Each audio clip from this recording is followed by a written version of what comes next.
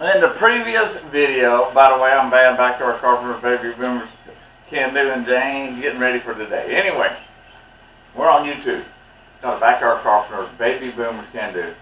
And I got these two done. They're done. Okay. Now it's a matter of finding a stain. Alright, stain. Let me get stain that matches this. Alright, so here's my collection of stains. And now it's a matter of opening up the can, stir them, and find out which one it is. So I'll show you in a minute what I'm doing. I'm opening up the stains. The process is the color of the stain is right here on the can. So I'm taking this and I'm kind of matching. Alright, and so I think it may be this one. So I'm going to open up this can and then put it on. This is my sample one that I was using to actually create the actual armrest support. So now I need to go find a key, church key as my wife calls them, and although for right now all you're seeing is my fat belly and hands, you may hear a voice in the background, and that's Jane. I'm in the background. All right, speak up a little bit. I'm in the background. Thank you very much. Right. They can hear me even though you can't. Alright, so this is special walnut. Alright, use my stir stick, gonna stir it up. Get this element off the bottom. Okay. Alright. My lovely, beautiful wife, we need some more stir sticks. They're in the utility thingy there.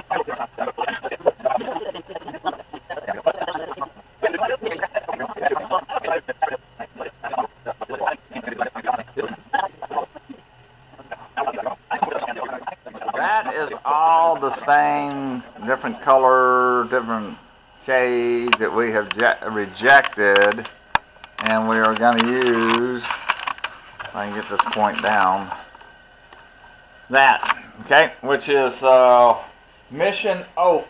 Mission Oak, what we're using. So I'm going to use the church key to open it up, okay. And let me turn this around so I can see what I'm doing. Alright, yep, okay. And, okay.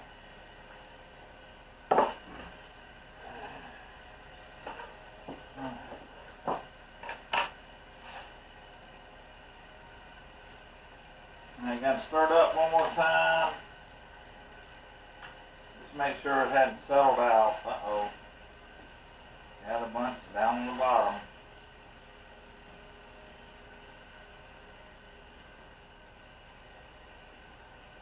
See that hunk of stuff on the bottom.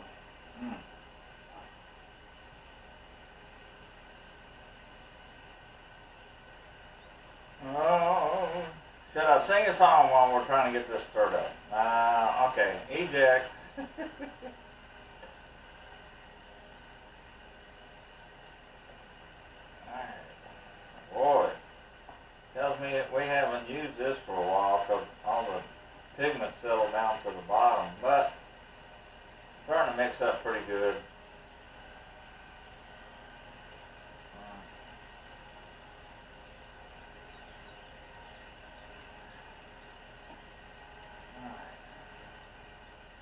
Alright, so I got it mixed up. Alright. I keep saying, alright, I gotta quit. I got most of it. It stirred up pretty good. Alright, so this is the brush I'm going to be using. That's the brush I'm going to be using. This is the first piece I'm doing. Right there. Okay. So I'm going to lay it on pretty thick and let it sit for a while. And then wipe her down and flip her over. So let's see what happens.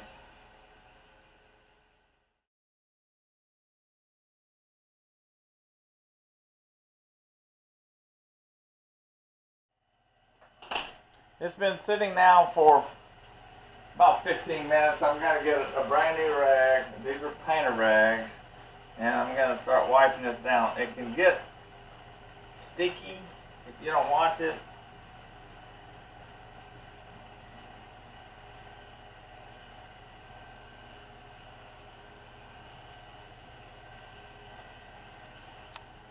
Let's see how I get along with this is a 4-0 steel wool. There's mine.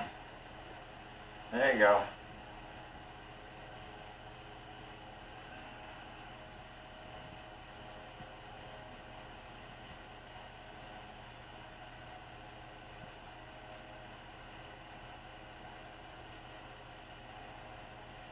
When you're doing polyurethane in between layers, you usually put some you do I'll get that in a minute. In between layers, you use this type steel wool. Okay. Alright, so I got to wipe this down a little better because I'm real sticky. I guess at 96, almost 98 degrees, this is going to dry a lot faster, so I don't need to wait 15-20 minutes between layers of stain. So I'm going to put some more stain on them, alright, and then rub it off almost immediately. So here we go. Let's see if I got stuff on the bottom of the can again still. I think I got most of the pigment done. Okay. Alright. There's my brush. Okay. What I ended up doing, because I just didn't quite like the color, is I've actually, and now I'm putting a little bit of red mahogany to try to match the old armrest support.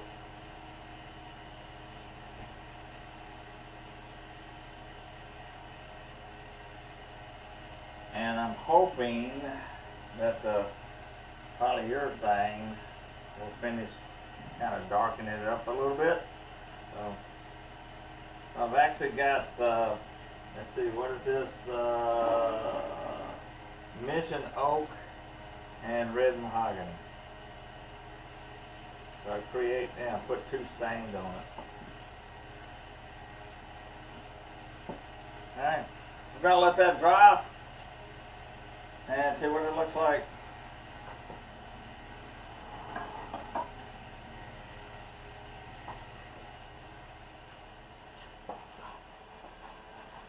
Hey, I'm Van, back to our Carpenter Baby Boomers Can Do. Let me raise the camera up a little bit and maybe...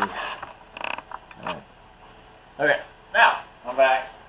Anyway, this, I just need to smooth it down with some 4-0 steel wool and then make it nice and smooth, and then I'm going to actually polyurethane it with a rub-on instead of like with a brush. But it matches, let me go over here, it matches real close to the chair. Okay, oh, let me bring it over a little bit. There you go. Now we see. Alright, so it matches real close. Okay, this is again Honduras mahogany that went through a process to do it. So now it's a matter of polyurethane. I'll show you how I'm going to do it in just a second.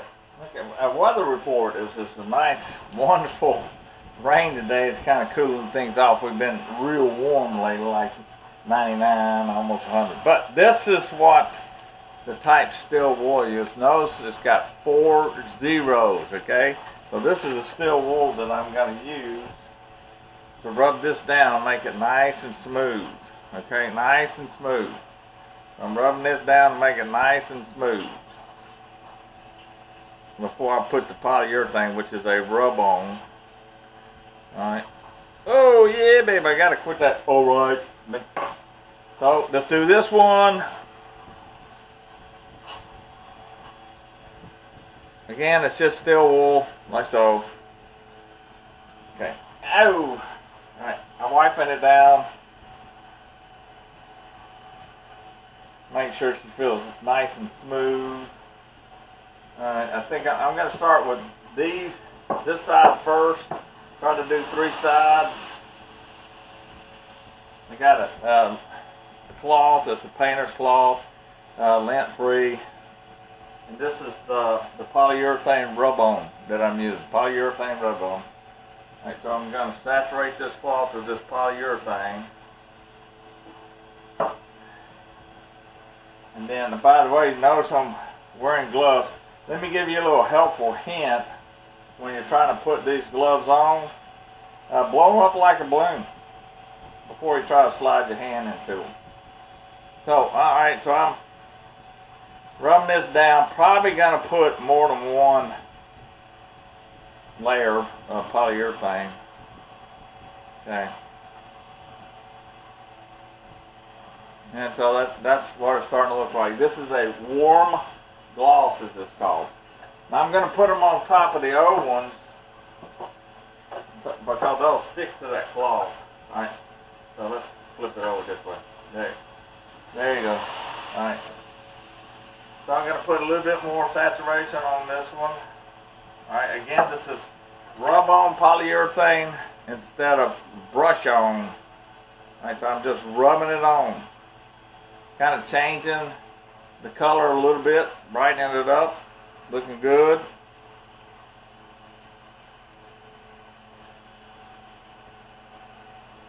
I'll rub it in between layers again with that 4-aught steel wool. Then make sure you always rub the whatever you're working on off, because the steel wool will leave a little bit of debris. So you got, after each layer of polyurethane that you rub down with steel wool, you have to wipe off the piece because the steel wool will leave a little debris. So I'm making sure I haven't left any kind of debris. Really liking the way this is looking, that grain. Oops, see, oh, got a little debris there. Then I gotta go, but I really like that grain. Look right there. Oops, there you go. Oh, like that. It was the way that I cut it with my bandsaw. Okay. All right, so that's it. I'm done. I'm gonna put the pot back on. Kind of put this like this, let it dry out, and then I'll come back once it dries. It says, let's look at the can real quick, like. If you're applying this, it says it's going to dry 2 to 3 hours. Then lightly sand the entire surface with fine sandpaper, or in this case I'm using steel wool. Apply a second coat, and a third coat if desired. Okay. After final coat, allow 24 hours before light use. Alright, so it's 3 to 4 hours. I should be able to come back and put another coat after sanding it down slightly. Alright, so that's what I'm done for right now. I got this handy dandy chart that I had to go get to try to match colors for now. So we did a pretty good job. The thing ended up kind of a mixture between mission oak and red mahogany. So I'll show you more later. Oh yeah, let's do this. Okay, I'll show you more later when this is dried in about 2 to 3 hours. Oop, oop, oop. There we go. Now we can. I got the fan blowing on me because today is still warm. Later.